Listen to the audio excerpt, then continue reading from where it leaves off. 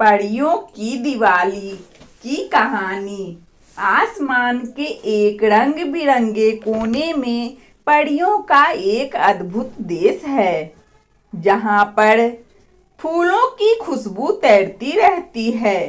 बादल रुई के फोहों जैसे मुलायम लगते हैं और तारे रात में चांदी की बूंदों की तरह चमकते हैं। और यह फुहार जैसे जादुई हो, क्योंकि वहाँ सुंदर परियों अपने पंख फैलाकर खेलती और गुनगुनाती और प्रकृति की रक्षा करते हैं। इसी जादुई देश में रहती थी एक छोटी सुनहरी परी। उसकी आंखें ओस की बूंदों जैसी चमकदार थी और उसके पंख इंद्रधनुष के सातों रंगों से चमकते थे। सब उसे सुनहरी कहकर पुकारते थे। एक दिन सुनहरी परी ने देखा कि धरती पर बहुत हलचल है। हर ओर लोग घर साफ कर रहे थे।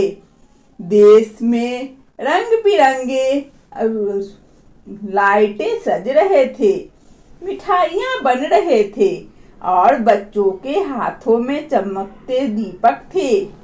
आसमान से यह नजारा किसी बड़े पर्व जैसा लग रहा था। सुनहरी परी ने अपनी परी गुलाबी से पूछा, माँ, धरती पर लोग इतने दीपक क्यों जला रहे हैं? वे इतना उल्लास क्यों मना रहे हैं? क्या आज कोई खास दिन है? गुलाबी परी, जो पूरे परी देश की सबसे बुद्धिमान परी मानी जाती थी, मुस्कुराई और बोली, हाँ बेटी, आज दीपावली है। यह एक महान त्योहार है जिसे सारे लोग त्योहार धूमधाम से मनाते हैं, क्योंकि भगवान राम के अयोध्या लौटने की पूरी में इसी खुशी में मनाया जाता है। सुनहरी परी की जिज्ञासा बढ़ गई। वह बोली, भगवान राम अयोध्या माँ, यह सब कौन है और उनकी वापसी पर इतना बड़ा उत्सव क्यों? गुलाबी परी ने धीरे धीरे कहानी सुनानी शुरू की। बहुत समय पहले धरती पर अयोध्या नाम का एक राज्य था। वहाँ राम नाम के एक महान और धर्मप्रिय राजकुमार रहते थे। वे मर्यादा, साहस और करुणा के प्रतीक थे। राम ने अपनी पत्नी सीता और भाई लक्ष्मण के साथ अपने पिता दशरथ के वचन को निभाने के लिए 14 साल का वनवास स्वीकार किया। वन में रहते हुए राक्षसगण रावण ने माता सीता का हरण कर लिया और उन्हें लंका ले गया। तब भगवान राम ने वानरों, भालुओं, पक्षियों और प्रकृति की सहायता से रावण का सामना किया। हनुमान जी ने पर्वत लांघे, जामवंत ने बल दिया, नदियों ने मार्ग बनाया, समुद्र ने रास्ता दिया और सभी पेड़ पौधे और वन्य पशु पक्षियों ने भी पुल बनाने में सहायता की। कहते हैं कि गिलहरी खेत पीठ पर जो पड़ के निशान है, वह सहायता का प्रतीक है। आखिरकार राम ने रावण का वध किया और सीता माता को वापस लाए। जब वे 14 साल बाद अयोध्या पहुंचे तो वहां के लोगों ने दीप जलाकर उनका भव्य स्वागत किया। पूरी अयोध्या दीपों से जगमगा उठी, मानो धरती पर तारों का सागर उतर आया हो। वही दिन था दिवाली का। सुनहरी परी मंत्रमुग्ध होकर कहानी सुनती रही। फिर उसने कहा, माता सीता खुद धरती की बेटी है, वह प्रकृति का ही रूप है। इसीलिए उनका रिश्ता हम परियों से माँ बेटियों जैसा है।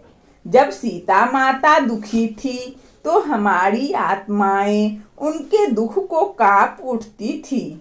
और जब वे राम के संग लौटी तो हम भी खुशी से झूम उठे।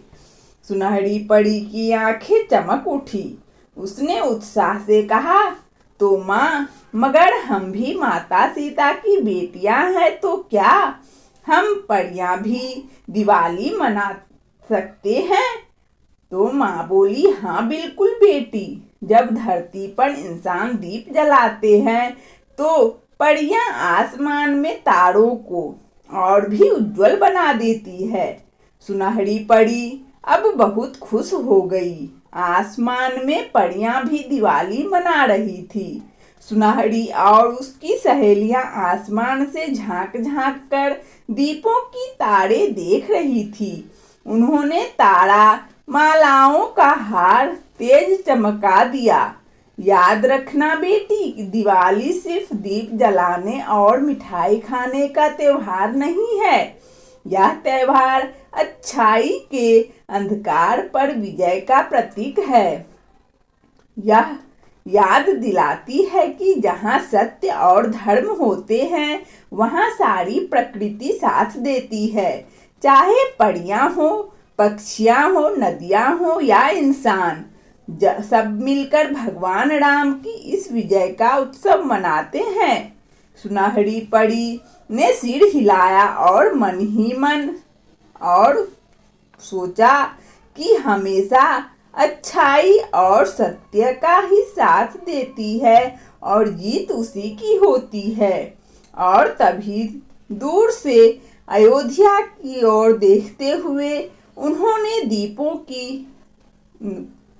दीपक जलाई और आसमान तक पहुंच गया और परियों से इसका रिश्ता मजबूत हो गया। सचमुच आज रात दिवाली सिर्फ अयोध्या की नहीं बल्कि पूरी प्रकृति और मेरे परी देश की भी थी। वंदना स्टोरी चैनल में इस कहानी को सुनने के लिए आप सभी श्रोताओं एवं बंधुओं बहुत बहुत धन्यवाद। यदि हमारा कहानी अच्छा लगा हो तो कृपया लाइक और सब्सक्राइब अवश्य लिखें। जय श्री राम। धन्यवाद।